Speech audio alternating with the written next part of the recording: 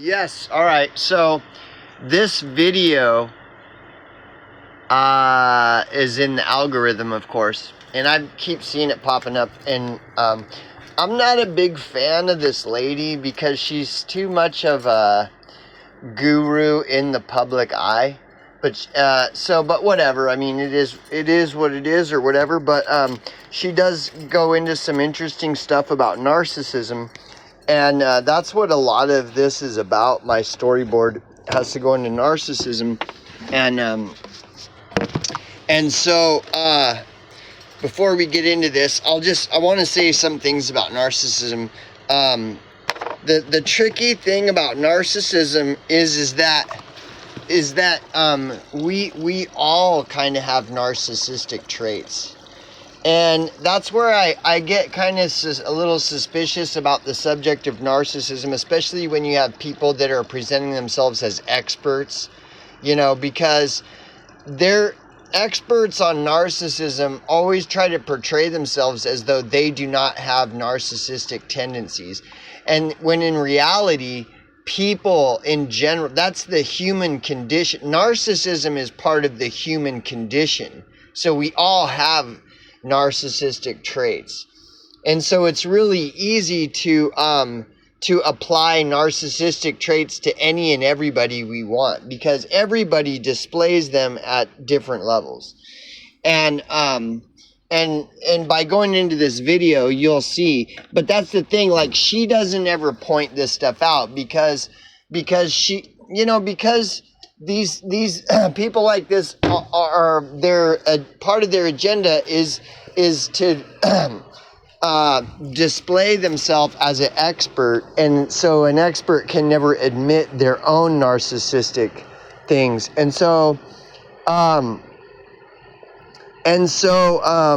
want to point that out first of all. Like, we all have narcissistic qualities and tendencies, so it's easy to find them in other people, and it's easy to find narcissistic qualities in people around us.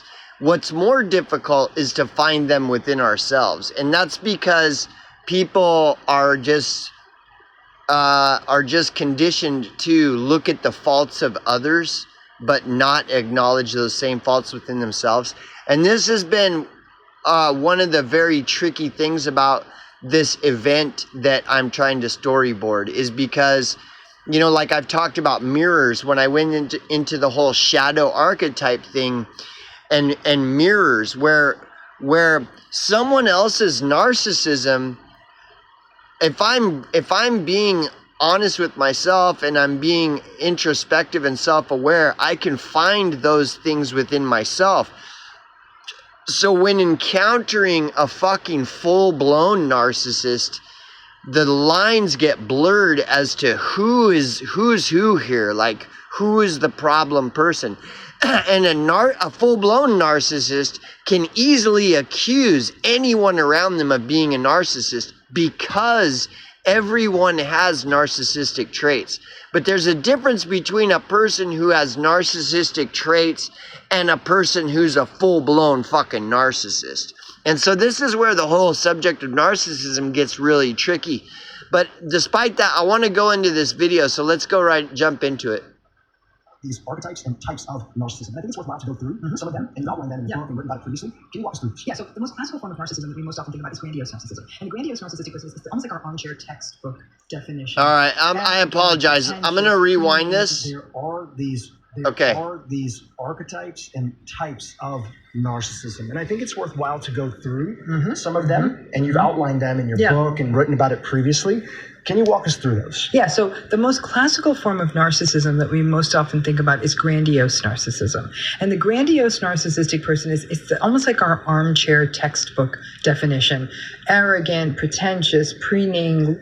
So these are the grandiose is the most common one. And so when people see someone who's grandiose, they automatically is like, oh, a narcissist, and so she's going into like she terms it the classic narcissist is the grandiose. So anyways, me, status oriented, really cares about appearances. Interestingly, of all the types of narcissism, grandiose narcissistic folks kind of have the best outcomes, believe it or not, because they're not as victimized. Like, as long as things are going generally the way the grandiose narcissist wants, I'm not saying it's a healthy relationship. I mean, we're talking about really like matters of like, what's the best worst disease to get kind of thing here, right? So it's really a matter of, though, the grandiose narcissistic person really cares about appearances. They're very, very forward facing, right? So that's the grandiose narcissist. And that typically, even in the DSM and other diagnostic spaces, that formulation of narcissism is what we've classically focused on. However, especially in the last 10 years, there's been more focus on what's called vulnerable narcissism, which to me... Okay. Vulnerable narcissism. See, she even points out this has only been something that it's recently been discovered. Vulnerable narcissists. So they're much more difficult to detect, the vulnerable narcissist. The most easy to detect is the grandiose and blah, blah, blah. You can fucking do massive fucking deep dives on grandiose narcissists. Like, look at your typical internet influencer. It's all about them. They know everything. Look at how awesome they are. It's all grandiose. That's why it drives me nuts, like hanging out on these social media platforms. I mean, it is such fucking narcissist. We live in such a fucking narcissistic society. It has been completely overrun. The majority of people are just so fucking narcissistic, but it's normalized. So that this chick is getting a lot of attention is highly suspect because all of our heroes are narcissists. All the people in Hollywood and in the public eye, they're all full-blown fucking like grandiose narcissists. And if you want to get by in the world, be a grandiose narcissist, you're much more likely to succeed than you are to just be a humble person that's kind of sane and no, those people don't succeed. It's fucking grandiose narcissists that are fucking, running off with all the fucking money. So anyways, now she's talking about vulnerable narcissism, which is what I'm interested in. The most important evolution in this conversation. The vulnerable narcissistic person is the one we often miss because they're not quite as charming, charismatic, shiny, compelling. These are folks who are sullen, petulant, resentful, victimized, passive-aggressive. They are angry at everyone in the world. They feel like everyone has gotten more than them. Why me? Woe is me. Witch hunt. Everyone's out to get me. Well, so the thing about that is it goes deeper than that because a vulnerable narcissist doesn't show their resentment. That they have all this resentment against the world, it's hidden because they're a vulnerable narcissist. So they project themselves as though they're quiet, solemn, meek. So their resentment, they don't openly show their resentment because that would be grandiose. That would be a form of grandiosity. So they're always, she doesn't differentiate that here. Grandiose narcissists have super deep-seated resentment, but they hide it from everyone, including themselves. And she doesn't differentiate that, even though it's true that vulnerable narcissists are like full of resentment. When you look at them, they're super quiet, they're shy, they're meek. So they don't show their resentment. They hide it. And she doesn't differentiate in that here because, you only have so much time to describe something. But anyway, so let's go on. And also, vulnerable narcissistic people may be more sad. They may be very socially anxious. So to somebody looking from the outside in, they'll actually say, this person's not narcissistic. They're kind of not well put together. Exactly. See, that's what I'm saying. When you look at the vulnerable narcissist, you don't see a narcissist because everybody attaches narcissism to the grandiose narcissist, the person that's, grandiose, not like quiet. Like the vulnerable narcissist is totally covert. And so she points that out where she says when we see the vulnerable narcissist, we automatically assume, well, this person isn't a narcissist, which is exactly how you get sucked into the vulnerable narcissist. And they often sort of pull for being rescued, right? So a lot of people will get caught up in trying to help them. Let me give them an opportunity. Let me give them a couch to sleep on. Let me loan them some money. And that's what happened. This psycho fucking ex of mine was a full-blown vulnerable narcissist, and is very, very good at playing the victim and drawing people to her to help her. And that's how she was being stalked. That's what first started it, where she was being stalked. And but this is what's crazy about her vulnerable narcissism is she's a sadist. That's why she had the bondage straps under the bed when I found the full BDSM bondage straps and leather whip. She submisses herself to the victim role. Like, a vulnerable narcissist loves to be the victim more than any other narcissist. And so that's why she had the BDSM bondage straps. That's why she's trapped in abusive relationships with her psycho husband. And this was all what happened. And but these vulnerable narcissists, just like this woman says, when you encounter a vulnerable narcissist, your first instinct is like, well, this isn't a narcissist. This is someone who is just in need of help. You know, they're quiet, they're meek, they're shy, and they're in a situation where they need help. They're being stalked by some big, bad, mean person, and et cetera, et cetera. And so, these vulnerable narcissists are masters at this shit.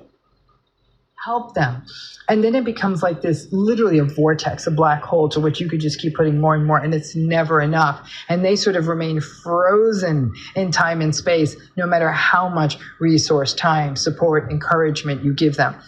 This is the perfect description of what my relationship was like with this psycho. Like, I fucking helped her with everything, dude. I saved her life and it was always in the thing that, like, she's gonna get better, and so the way this woman describes it is exactly to a T, exactly a fucking vulnerable narcissist. This is exactly what happened with this psycho fucking ex of mine.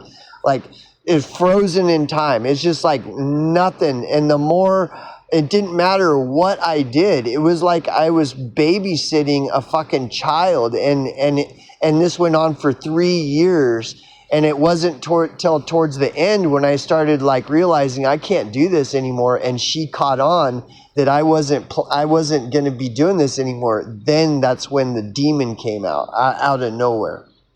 That's the vulnerable narcissist.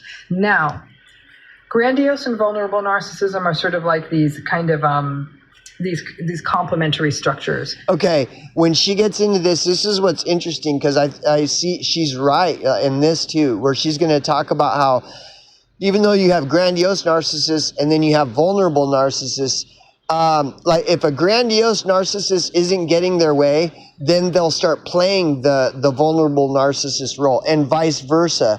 If a vulnerable narcissist starts to get their way, then they start acting out grandiose, which is what happened with my psycho ex. When she went fucking full retard on me and full nuclear on me, then she started it was so bizarre. She started acting like she's this super powerful witch, and I'm just this little insect, and that she has overcome, that I'm this big bad person that she overcame, and she started, like, totally going full grandiose, which was super bizarre. If things start going wrong and wrong and wrong and wrong and wrong for the grandiose narcissist, they start looking like a vulnerable narcissist, sullen, petulant, aggrieved, everyone's out to get me. If things start going really right for the vulnerable narcissist, their grandiosity will pop out. So people are either more primarily grandiose or more vulnerable, but circumstances can kind of flip it and sort of make that other form of narcissism show up.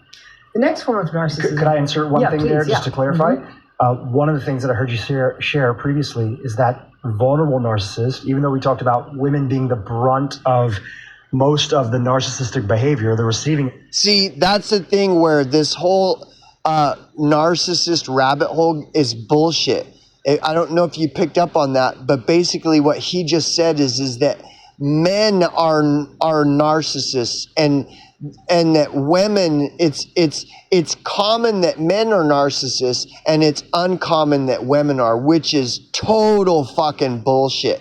And because the truth is, because vulnerable narcissism is much more difficult to detect, as this woman herself admits, because vulnerable narcissist has been so hard to detect, whereas grandiose narcissism is like very easy to see.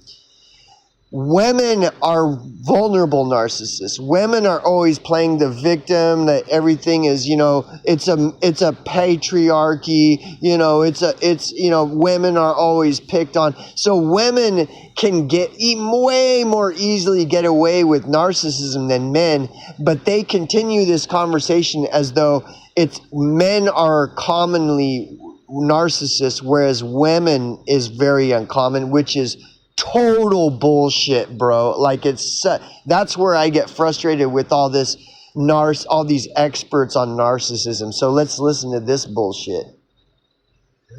You typically would find, when you do find a woman who's a narcissist, it's often more likely to be a vulnerable narcissist. Correct. Is that accurate? Yeah, absolutely. So vulnerable narcissism is pretty much equally distributed between genders. Grandiose narcissism is much more prevalent in men. See? Malignant narcissism. See, there it is.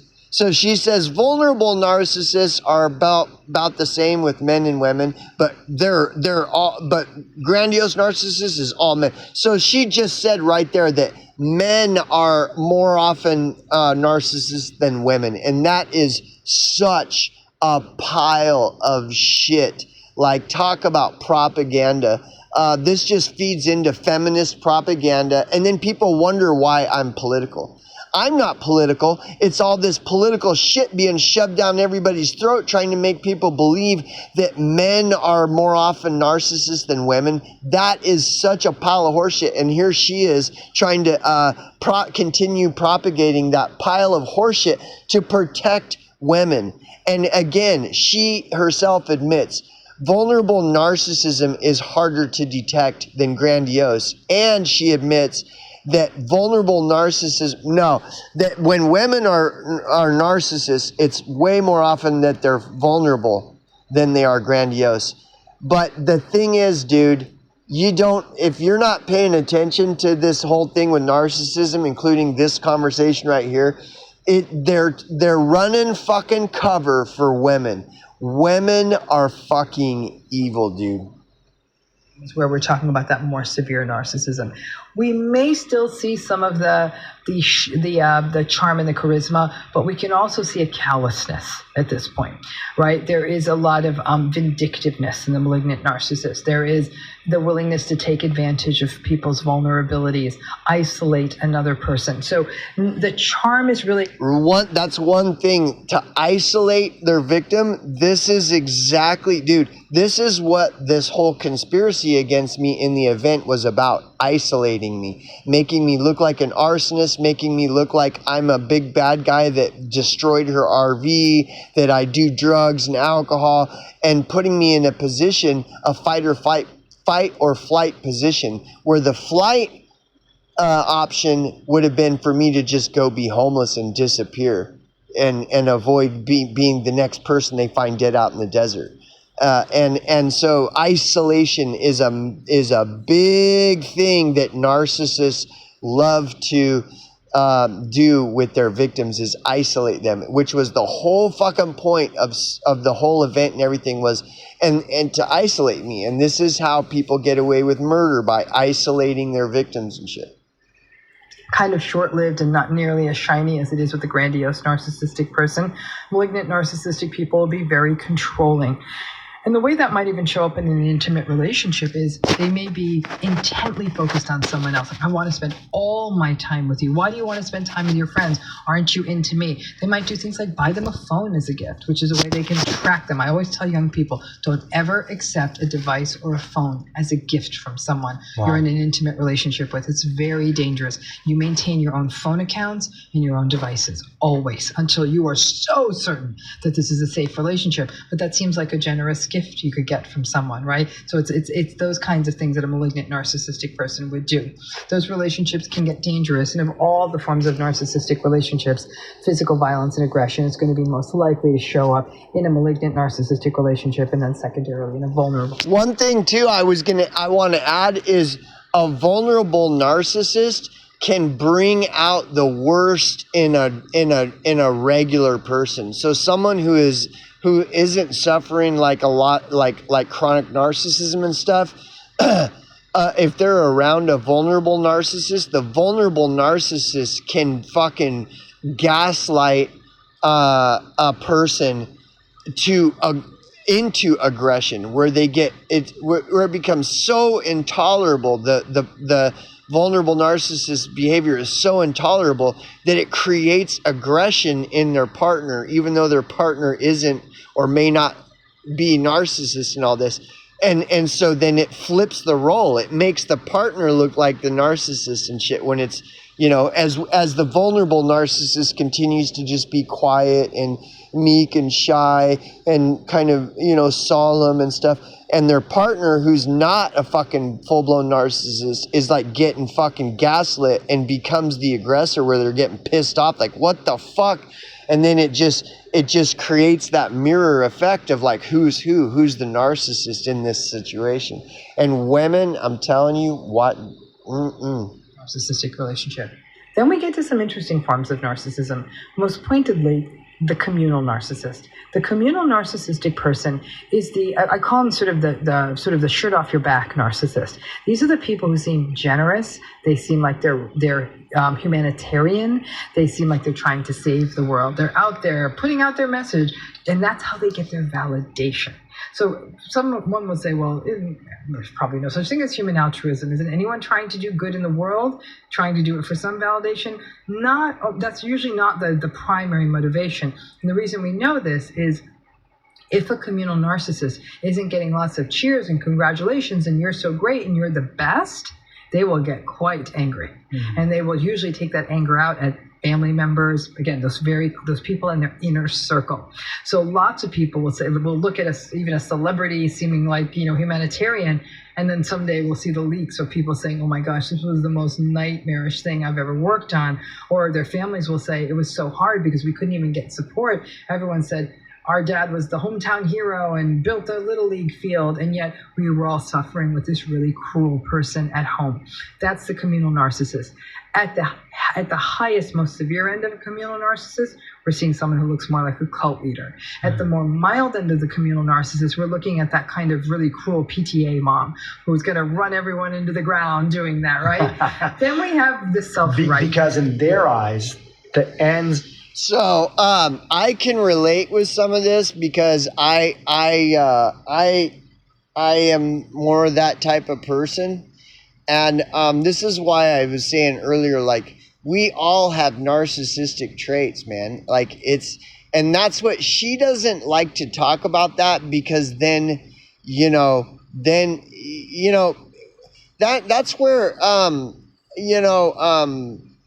shadow integration is important. Like I was talking about shadow integration, like we all have to look at ourselves, and someone like this woman knows all of this, that when we are analyzing and observing behavior outside of ourselves, we have to have a mirror, and we have to be introspective and self-reflective and understand what's going on within ourselves, because it's very easy to see how someone else is fucked up, but it's much more difficult to see how we are doing the same thing, how I have that same fucked up shit going on as the person that I'm observing as the narcissist. And this is where the lines really start to get blurred with all this discussion on narcissists, especially when you have people that are supposedly experts on it and stuff. The lines really start to get blurred. And we all have narcissistic traits, you know. So there is no one that doesn't have these kinds of things going on to varying degrees.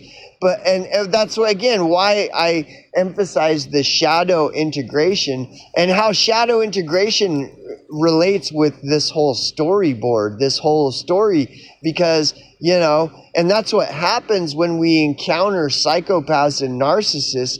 Is they're like a delusional version of ourselves if we're more on the healthier spectrum of mental health, if we're more on the awake spectrum of self-awareness and all this stuff. We can't deny that we all have these traits within us, and we all have the potential to be like terrible people, and it's a daily thing. Like, it doesn't just, you know, there is no overnight cure or pill to take to not be a fucking piece of shit, you know. It's a daily thing, and it's easy to slip into, you know, fucking like being an asshole and all this other shit. And we're all fucking subject to it. Nobody is immune from this stuff.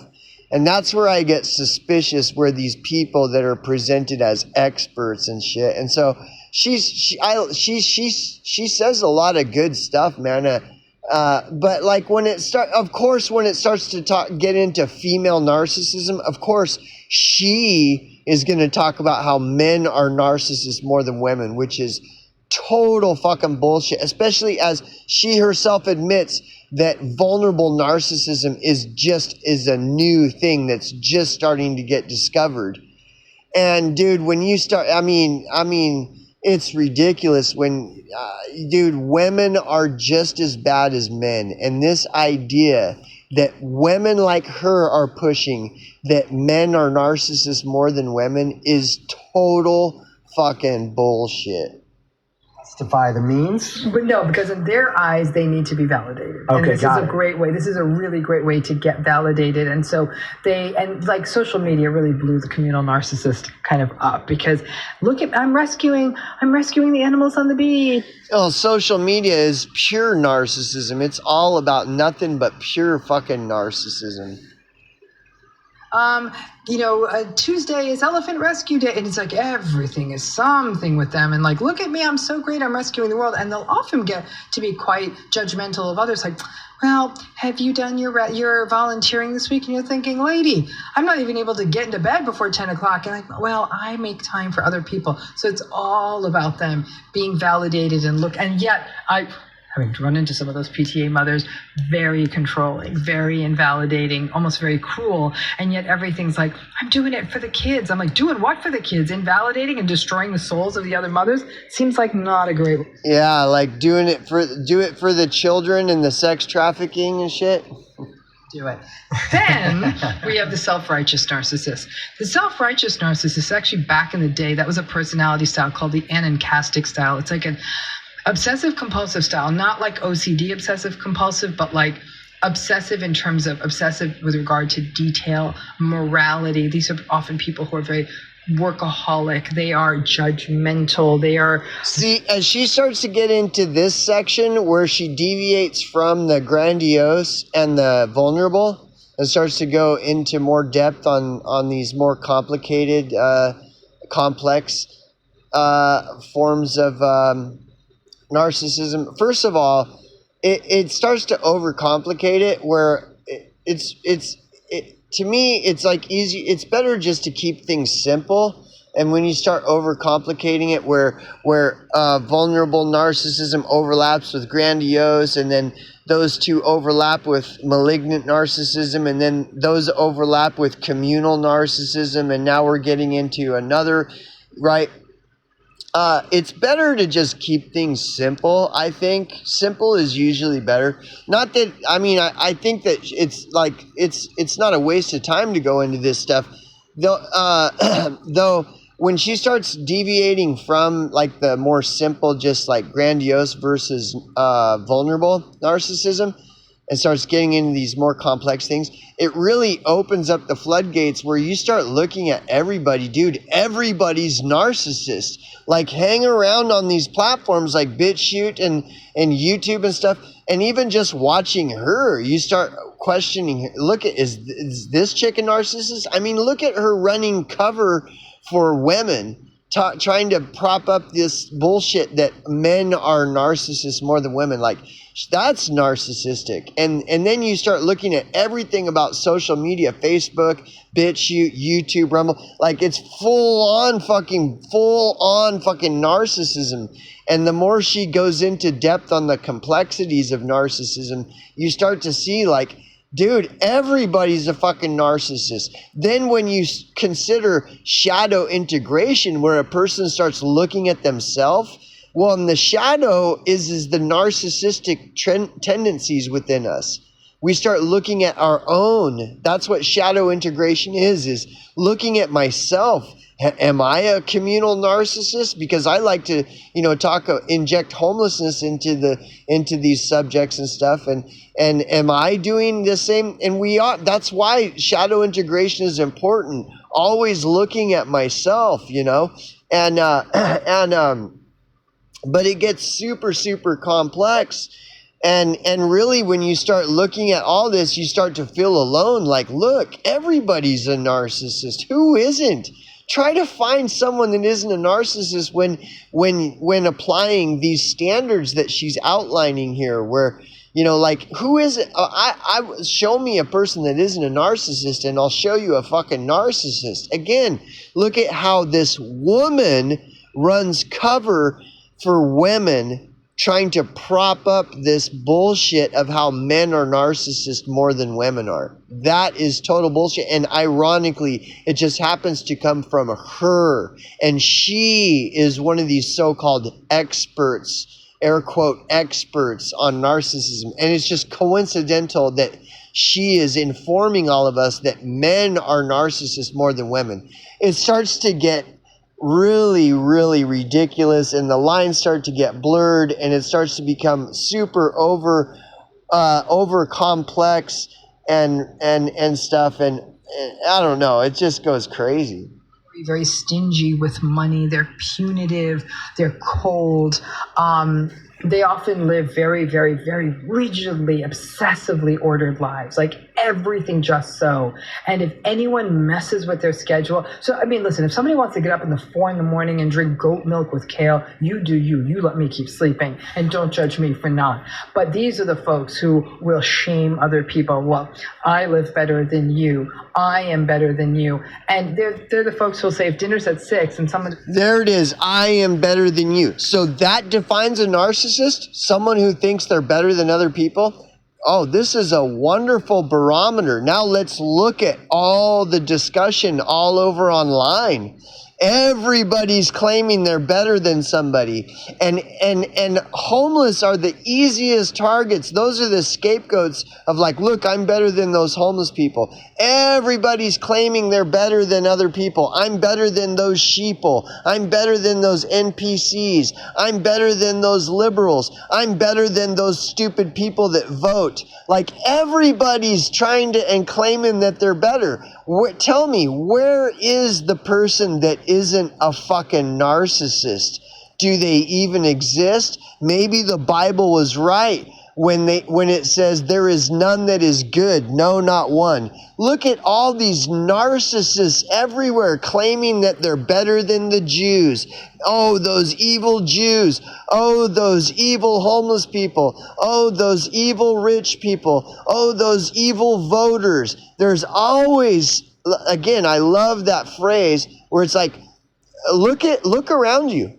What do you see? People breaking off into warring factions, each group saying, we're right and you're wrong. Everybody's a fucking narcissist. I'm right and you're wrong. Look at how much better I am than these people and those people. Look at the Jays. It's the Jays. Look at the NPCs. Look at the sheeple. Oh, anybody that votes is stupid. Everything is narcissistic, man. The fucking entire society is fucking psychotic narcissism. It's ridiculous, man. They're the folks who'll say if dinner's at 6 and someone who's got sick kids and is quickly trying to gets there at 6:15, they'll say, well, dinner's at 6 and we have eaten. And so it comes off as very moralistic and cold. And if you grew up with a self-righteous, narcissistic parent, it is a horribly cold, cruel, invalidating experience. So anyways, I just wanted to go on that, but I mean, look at how far. I mean, we're only how many minutes into this video? We're only 8 minutes in, and me injecting my own commentaries turns out to be another hour video, so we'll end it there.